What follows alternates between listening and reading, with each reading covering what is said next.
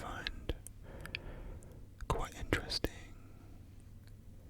So, I really enjoyed the first Gladiator film, and the second one is now out. I've not seen it yet, but I plan to very soon. So I thought what I would do is just go over some facts about gladiators, find out a little bit about their daily lives, and explore some stuff about them.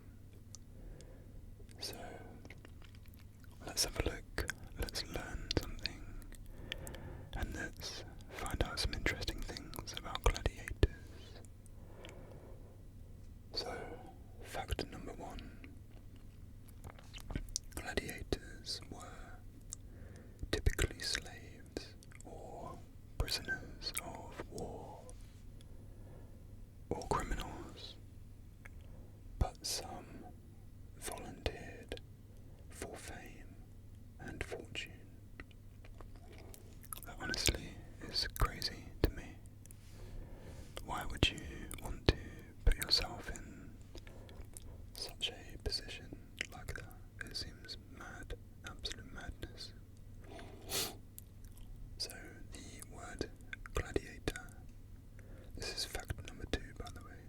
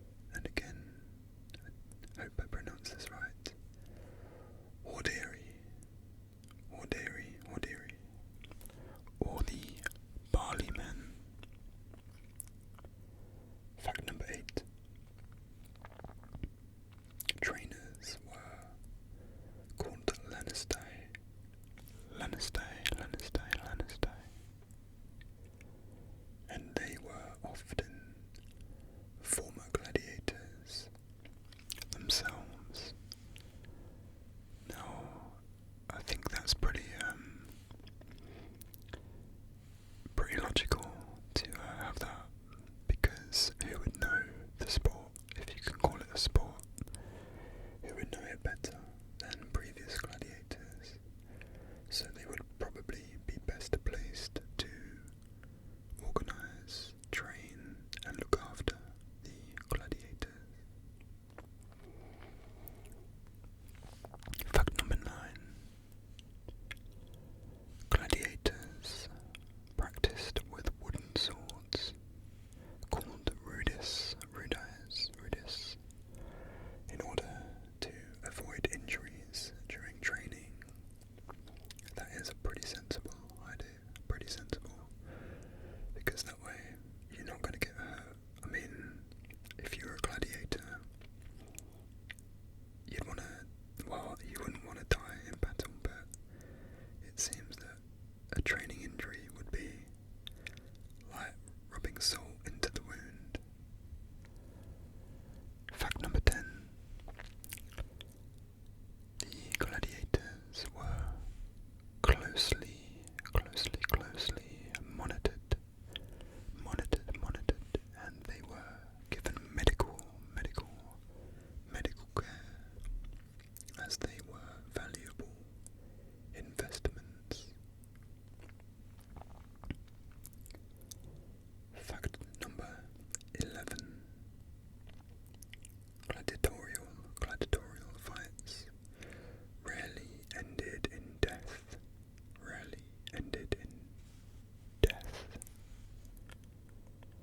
As training a gladiator was expensive.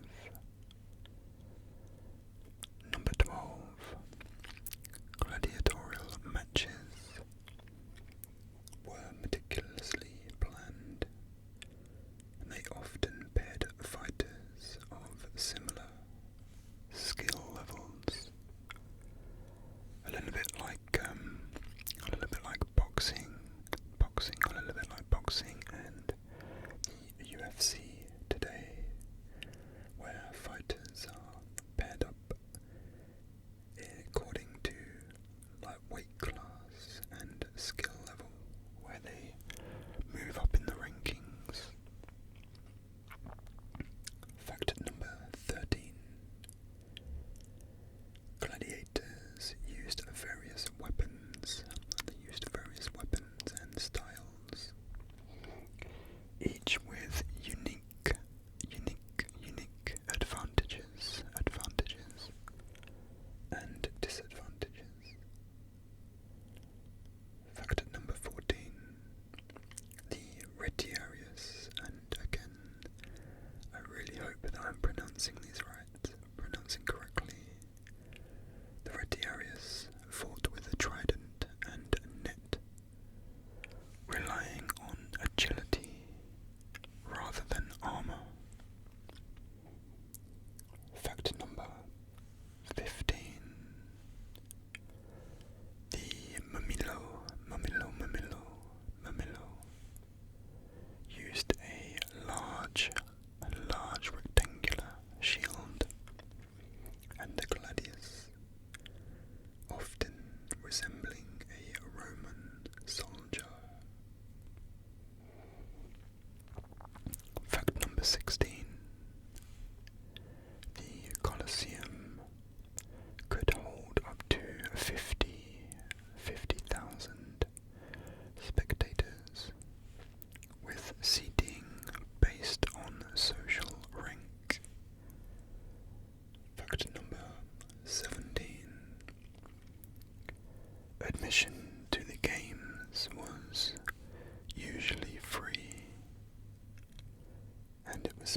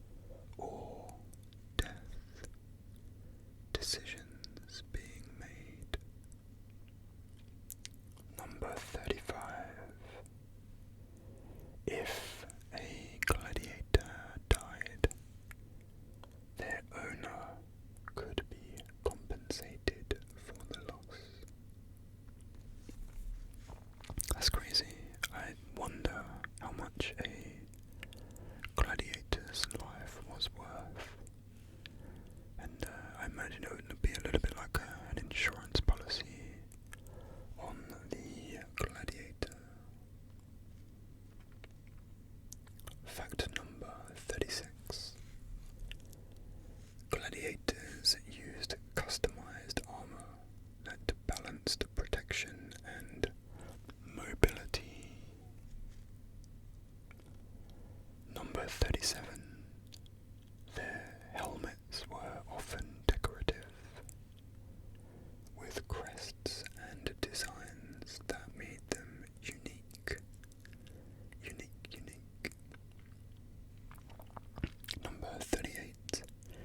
The Gladiator class, known as the Secutor, had a smooth, rounded helmet to counter the net of the Retiarius. The Threx class of gladiator used a curved sword that was inspired by the Thracian warriors. Number 40. Armor varied by type, with some gladiators using shields and others used none at all. Fact number 41. Wild animals such as lions, bears and leopards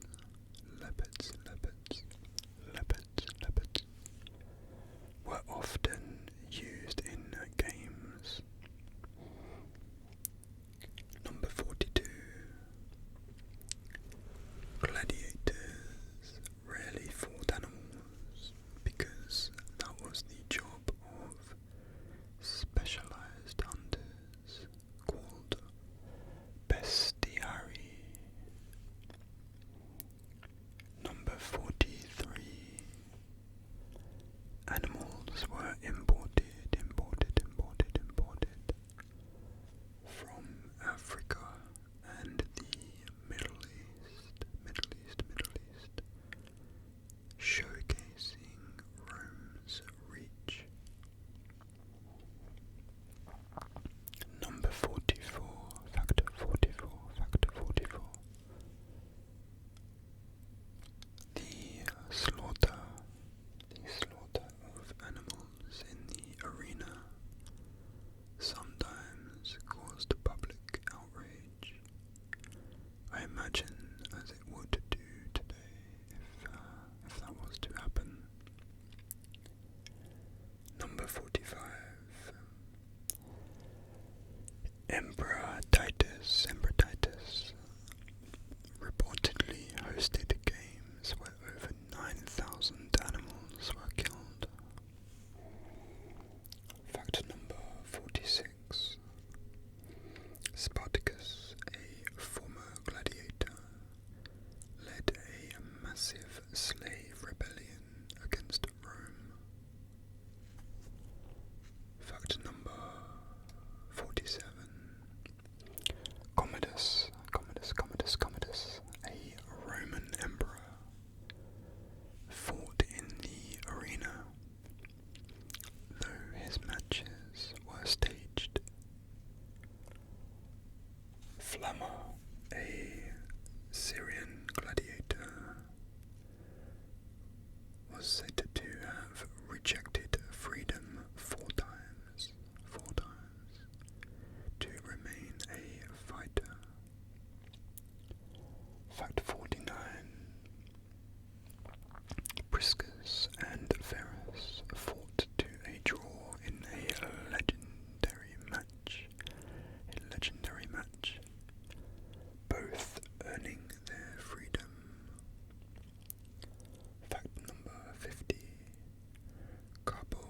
Carbophorus was renowned for defeating multiple animals in a single fight. That's mad.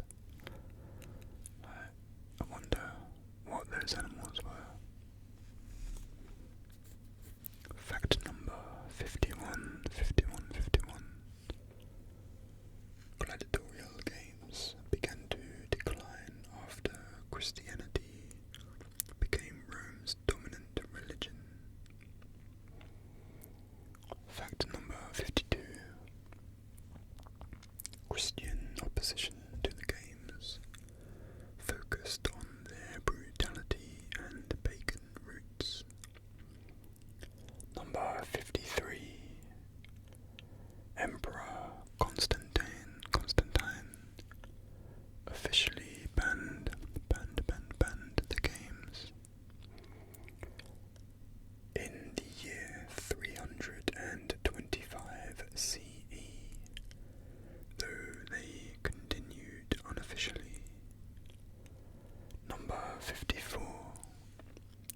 The last recorded gladiator fight. The last recorded was around the year 404. Number 55. As the empire's economy weakened, funding the extravagant games became difficult to do. Number 56. Gladiators could earn fan mail, gifts, and even marriage proposals.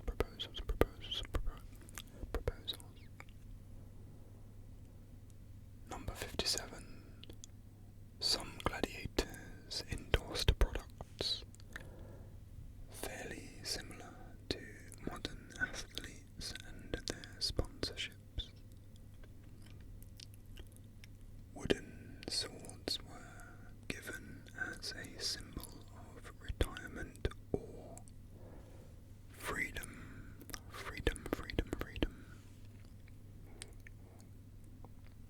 Number 59. The Colosseum was sometimes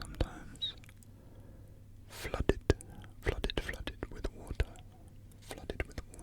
in order to stage naval battles. Number 60, and this is a bit of a weird one, a really weird one actually. Some Roman women used gladiator sweat as a beauty product. That's so weird. Do you know what? No, I'm done. Absolutely done. That is so weird. Number 61. The Colosseum took 8 years to build and used over 100,000 cubic meters of travertine stone. A typical day of games could last for 10 to 12 hours, featuring various events. Number 63. Rome imported around or over 1 million animals for the games during its peak. An estimated 400,000 people died in the gladiatorial arenas over the centuries. Number 65. Gladiators typically fought 2 to 3 times a year due to the risk of injury or death. Number 66. Some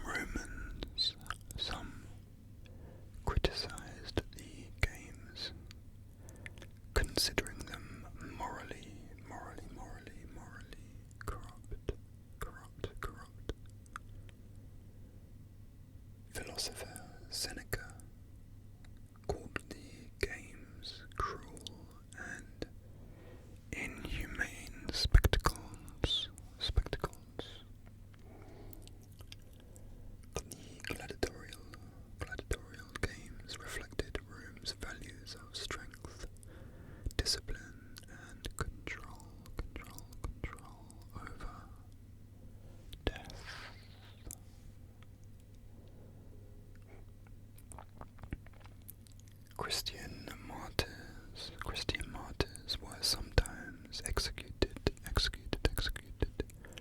in the arenas during the gladiatorial games. Number 70. The games demonstrated the emperor's power and ability to provide for the populace. Number 71.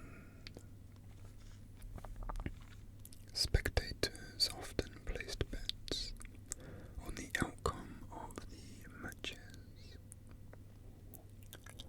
Fans formed factions to support their favourite fighters. Sort of kind of similar to modern sports teams.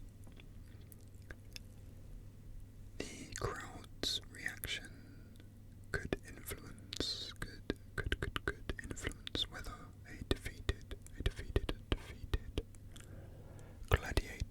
gladiator was spared.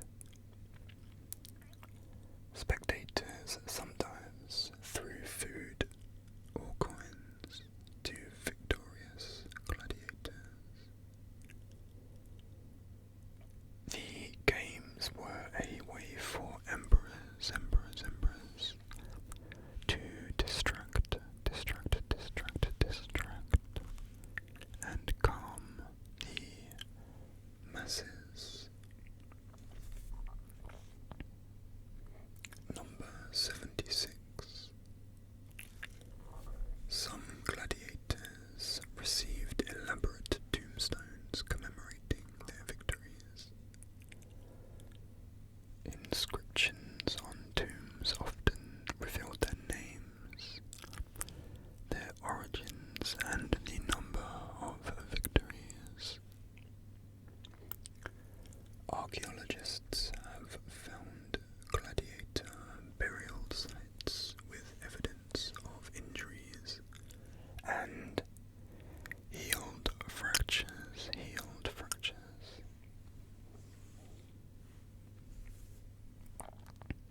Number 79. Gladiatorial themes often appeared in Roman art, mosaics, and pottery. Number 80. Modern films and literature often romanticize gladiators, despite the harsh realities. Some gladiators, called provocateurs, specialized in initiating fights. They often fought other provocateurs. The Democritus wielded two swords. Pegridi has wielded two swords simultaneously. Gladiators were sometimes used in comedic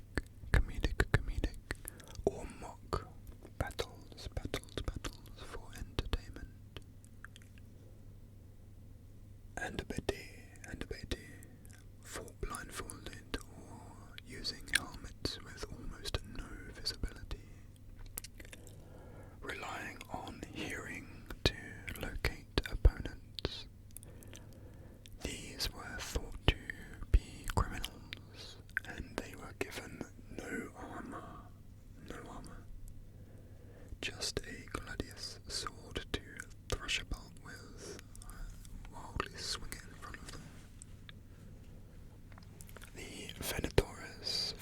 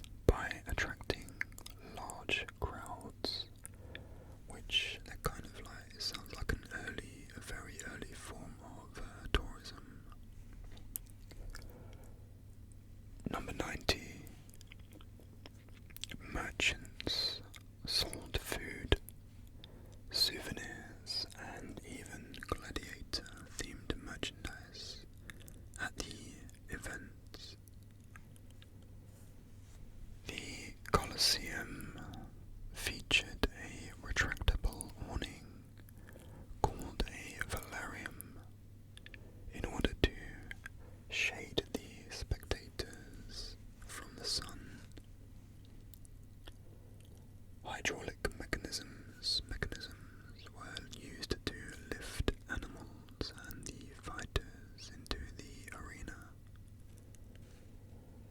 Engineers created elaborate scenery and props for themed battles. Some arenas outside Rome were built with regional variations, like oval-shaped amphitheatres. The Colosseum's underground tunnels, called hypogeum, were a marvel of Roman engineering. Number 96. Some gladiators swore an oath of loyalty to their Lannister, promising